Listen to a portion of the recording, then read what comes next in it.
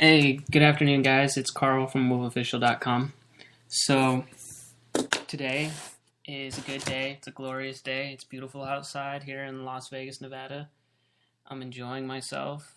I am on break right now from school, and there's not really a whole lot to do, but then again, there is, because I'm always marketing myself and always trying to spread my message, always trying to market my brand, and there's a lot to it. There really is. There's so many people out there and they have so much knowledge. It's just about finding that right person. A lot of people, spend a lot of money on these different programs and stuff like that, me being one of them.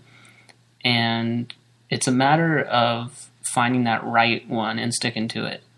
So if you find a program that you like, stick to it. One thing that is good is that we have something out right now called YouTube. I know, right? YouTube, everybody knows about it. But it's really useful. And I can't tell you enough, how much I've grown to use YouTube. I never thought about it, but it really is a great marketing tool because so many people are on that website. And you have to look at YouTube just like any other website. You have to look at it like where are all the people hanging out at? And that's where you need to go with your brand. Like, you actually have to go to them, and sit down or sit at the website and see what's going on, talk to them. It's no different than offline marketing where you're actually inside for me, it would be like a cafe, talking to other musicians and stuff. And then, so for YouTube, it's like uploading videos because everybody's on there searching anyway. Why not have them land on your link on your video? So it's not really automation. I know, for me, I'm a big automation kind of guy where I constantly want to automate things so I don't have to do much more work other than write a song and sell it, or write a book and sell it, or any other product that being. So I'm learning nowadays that you kind of need to keep doing the product stuff, keep working on that, and making it as residual and automated as possible. But also, you kind of got to go out there on these other blogs, and you got to talk to them, and you got to really talk with your audience. That's a huge thing, is you got to talk with your audience. I can't express that enough. I was just reading somewhere that 10% of your, so out of 100%, 10% of your work should be producing content, okay? And then the other 90% should be talking to your audience. And I thought about that for a second. I was like, well, that probably has some truth to it. So it's definitely important that you communicate with your audience. So for audience, that could be Facebook. You could talk to them on Facebook, and that really helps. Just go through your list and just your friends list, and then just talk to people and be like, hey, how's it going? Don't even mention your brand or anything. Just talk to them. Honestly, be concerned about what's going on in their lives. And then if stuff comes up, it comes up. But that's one of the great things, because one of those guys could be your biggest fan, or vice versa. So that's that for that. And then there's some other automation techniques and stuff like that. But what I'm getting at is you got to go where the people are. I learned it from a very smart man. I don't know if you know who Terry Prince is, but he's a piano player, and he plays over at Santa Monica Pier. And I stumbled upon him, and he's definitely very interesting. He said it best. He said, you go where the people go. And that's where they were, right there at the pier. And man, he had these people just captivated, and I was just so blessed to even be able to speak to him. So I recommend going and checking him out. Very, very nice guy. So that's just an example of me reaching out, right?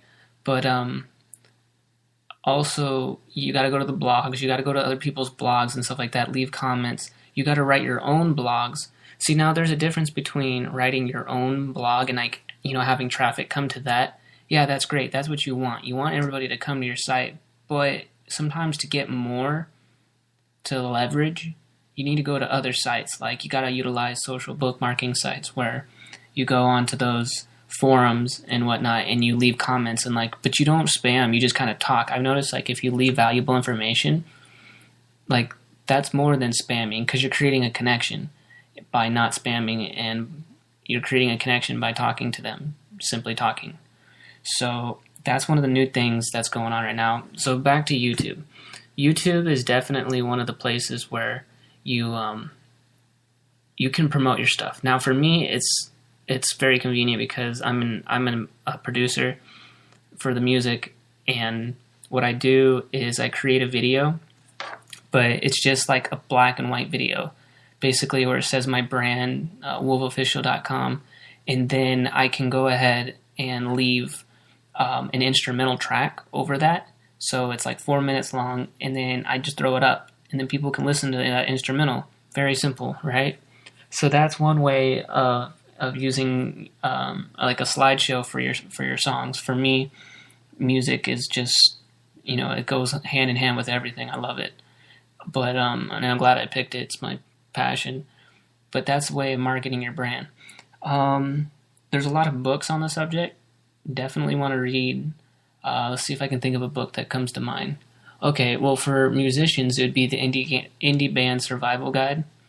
I'll say it again, Indie Band Survival Guide. It's a really good book. I'm actually looking up at it right now because it's sitting on my shelf, ironically. But that's one of the really good books that I've used for producers, and musicians pretty much only. But that's, for me, there's a lot of marketing information on there, and it's saved my life practically. But also, I recommend going to the libraries and looking on the shelves for any kind of marketing material. Definitely go online and figure out like some of the latest strategies for marketing. Now remember, marketing and sales, I'll say it again, marketing and sales, they go hand in hand. So the reason you market is so that you can bring in sales. So you have to have an easy conversion. For example, on my website, when you go there, you can see things to buy. Like there's call to action, sign up today, or purchase instrumentals, or purchase music, or purchase book. Like there's always these call to actions as soon as you get there. And then, it's sales and marketing go hand in hand. So let me think here. So YouTube is great. All right, another thing is you need to be able to understand how Google works. Google being the most sophisticated browser there is, search engine that is. I mean, sorry about that for all the guys that are high tech and stuff like that. I really apologize. What I'm trying to say is you need to understand search engine optimization. You gotta know how that stuff works, because you could bring in a lot of fans that way too. But I still recommend forums and stuff like that. But you need to be well-rounded. Like, there's a lot of things you got to learn if you want to do this the online way. The offline way, I'm not saying it's easy, but the offline way is, it requires a little bit more time, and you'll be connecting a lot.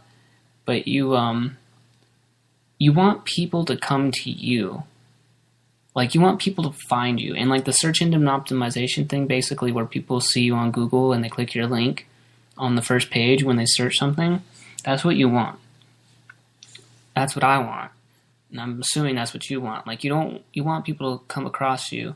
But then again, like, it's not just that. Like, you have to be, when they click on your link, it has to be something that they're honestly interested in. Like, if they want to buy an instrumental, if that's the call to action, or if they want to purchase a sweater. Like, there's got to be a reason, a musical sweater. Like, there's got to be a reason why they're clicking that link, so that when they do stumble upon your page, they're not like, whoa, what's this? This isn't what I searched, even though, it's like what I searched, but it's not what I wanted, and so they click back. So you got to make sure that what you're targeting for your market is relevant, like, so that it goes hand in hand. Whatever you're searching for, a lot of you guys are probably like, oh my gosh, this is overwhelming. And honestly, it kind of is, but it's necessary. So I'm trying to break this down. Like, for people who don't have much technological savvy skills as far as like websites and stuff like that, just think of it as, I kind of explained it before. So if you have a web designer, like someone who designs your websites, they'll probably know a thing or two about search engine optimization. You basically just say, look, this is this is what I'm selling. You tell them what your product is. Like, this is what I'm selling.